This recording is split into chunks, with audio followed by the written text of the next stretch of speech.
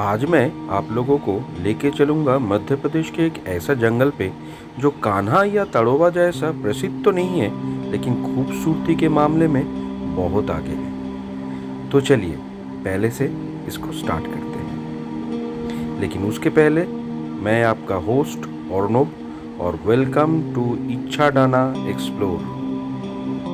हम लोग पहुंच गए थे हावड़ा स्टेशन पे 12:35 का हावड़ा भोपाल एक्सप्रेस पकड़ने के लिए। ट्रेन भी 8 नंबर प्लेटफॉर्म में दे चुका था और हम लोग भी बैठ गए थे ट्रेन पे। जर्नी तब शुरू ही हुआ था।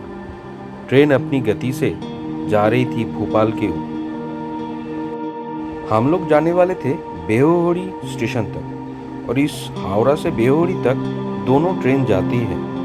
एक है वीकली एक्सप्रेस जो मंडे छूटता है, भोपाल वीकली एक्सप्रेस, और दूसरा है शक्तिपुंज जो हर रोज जाती है। जंगल के बीच में से ट्रेन तब जा रही थी अपनी गति से और देखते ही देखते हम लोग पहुंच गए थे बेहोड़ी स्टेशन। नेक्स्ट डे सुबह ठीक 7:45 को ट्रेन जाके रुका था बेहोड़ी स्टेशन और स्टेशन के बाहर हमारे लिए वेट कर रहे थे होटल से भेजा हुआ अपना गाड़ी। आज अपना डेस्टिनेशन था संजय धुबरी टाइगर रिजर्व। हाँ, ये मध्य प्रदेश का एक अननोन टाइगर रिजर्व फॉरेस्ट है जो अभी तक ज़्यादा प्रसिद्ध नहीं हुआ, लेकिन खूबसूरती यहाँ पर भरा पड़ा है। देखिए, इस रोड से जाना पड़ता है टाइगर रिजर्व की तरफ। एक बहुत ही अनटच्ड एरिया आप बोल सकते हो इसको। और जाते जाते हम लोग को ड्राइवर साहब ने रोका ये बनस नदी के पार। ये बनस नदी एग्जैक्टली संजय धुबरी एरिया का लाइफलाइन बोला जाता है। पूरा जंगल के बीच में से नदियाँ जाती है। एक बहुत ही खूबसूरत नज़ारा देखने के बाद हम लोग फिर चलने लगे अपने कॉटेज के ओर। और देखते ही देखते आ गया अपना Sanjay tiger reserve camp resort.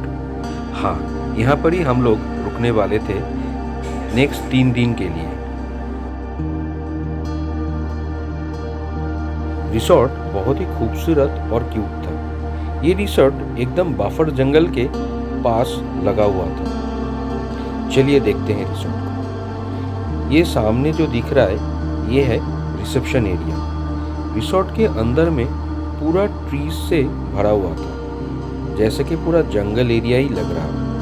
लेकिन टेंशन की कोई बात नहीं थी क्योंकि रिसोर्ट चारों तरफ से कांटों की तारों से बैरिकेड किया हुआ है।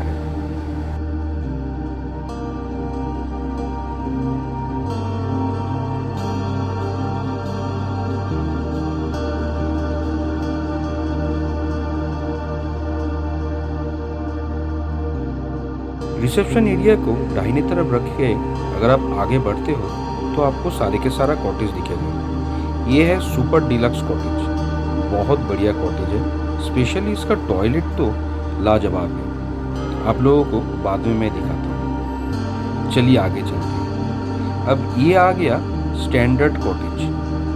सुपर डिलक्स जैसे एक ही रूम है, ये स्टैंडर्ड कॉटेज में 3 अलग अलग रूम है। यहाँ पर आपको दिख रहा है 2 रूम और पीछे के तरफ है और एक रूम।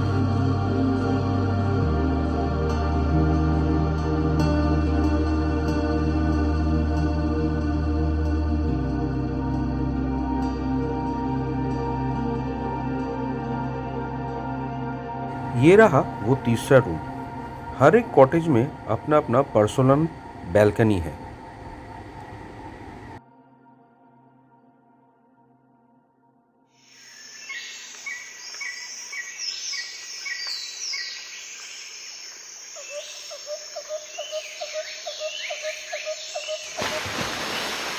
और ये सामने दिख रहा है डिलक्स कॉटेज। यहाँ पर ही हम लोग ठहरे थे। डिलक्स कॉटेज में 2 सेपरेट रूम हैं। चलिए अब डिलक्स कॉटेज का रूम व्यू लेते हैं।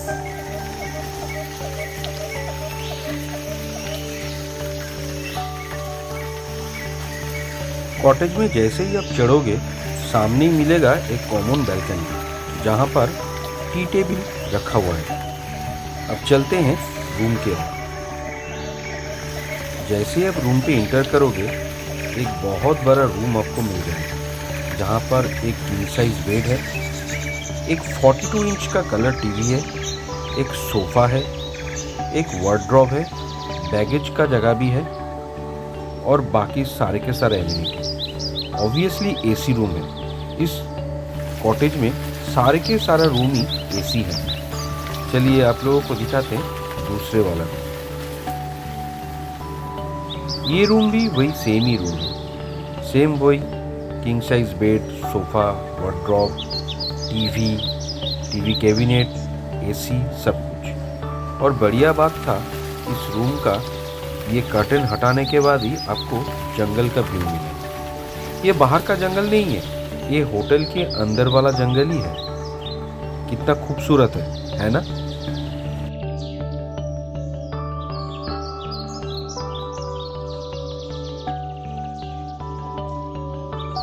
अभी टॉयलेट को भी हम लोग एक बार देख लेते हैं। देखिए कितना बड़ा और कितना खूबसूरत टॉयलेट है। एक कपड़े का कैबिनेट है, साथ में आपको मिरर मिल जाएंगे, बेसिन मिल जाएंगे, ऑब्वियसली कोमोट है और उस तरफ है आपका बाथिंग का एरिया। गीज़र भी है इस टॉयलेट पे।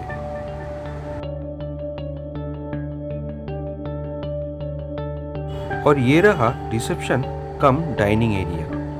ब्रेकफास्ट हो, लंच हो या डिनर हो, जो भी है आपको यहाँ पर आके ही करना पड़ेगा। रूम पे सिर्फ टी दिया जाता है। चलिए अभी आपको कॉटेज का थोड़ा आउटर साइड दिखा देते हैं।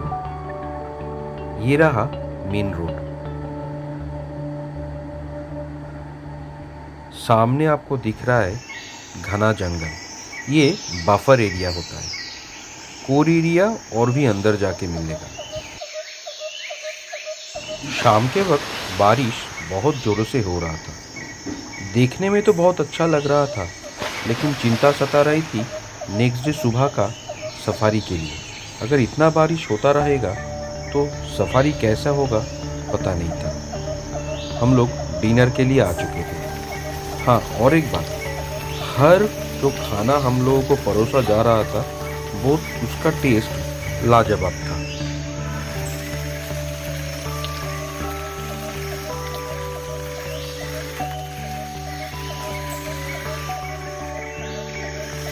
चलिए कॉटेज का अभी थोड़ा नाइट व्यू दिखा देते हैं।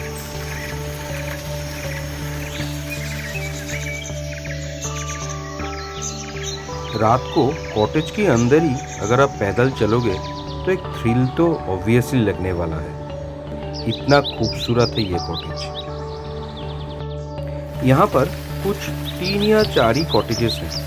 उसमें से एक है अपना ये संजय टाइगर सफारी कैंप, दूसरा है मध्य प्रदेश टूरिज्म का पर्सिली रिसोर्ट। लेकिन अपना ये रिसोर्ट छोड़ के बाकी जो भी रिसोर्ट है वो जंगल से बहुत दूर है, तो आपको जंगल का सफारी के एंट्री गेट पे आने पे बहुत टाइम लग जाएगा। लेकिन अगर आप इस सफारी कैंप पे रहते हो तो एकदम नज़दीक है।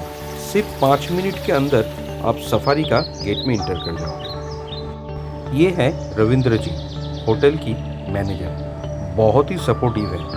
उस बारिश में भी ये हम लोगों के पास छाता लेके आ गए थे टू पिक अप अस यहाँ पर डिनर करने के लिए। मैं एक बार में कहूँगा बहुत बढ़िया। जैसा रिसोर्ट वैसा ही वहाँ का एम्प्लॉय। इस रिसोर्ट की ओनर है डॉक्टर सविता मैम एंड के गुप्ता जी। दोनों ही बहुत बढ़िया हैं। आप लोगों को मैं उनका डिटेल्स शेयर कर दूंगा, साथ में रविंद्र जी का भी। अभी हम लोगों का जाने का टाइम आ गया था। आज वापस जाने वाले थे हम सातना स्टेशन, जहाँ से हम लोग ट्रेन पकड़ेंगे शिप्रा एक्सप्रेस, जो हम लोगों को हावड़ा तक लेके जाएगा। लेकिन आप लोग जाइएगा नहीं, अगले एपिसोड में दिखाएंगे सफारी का पूरा पार्ट।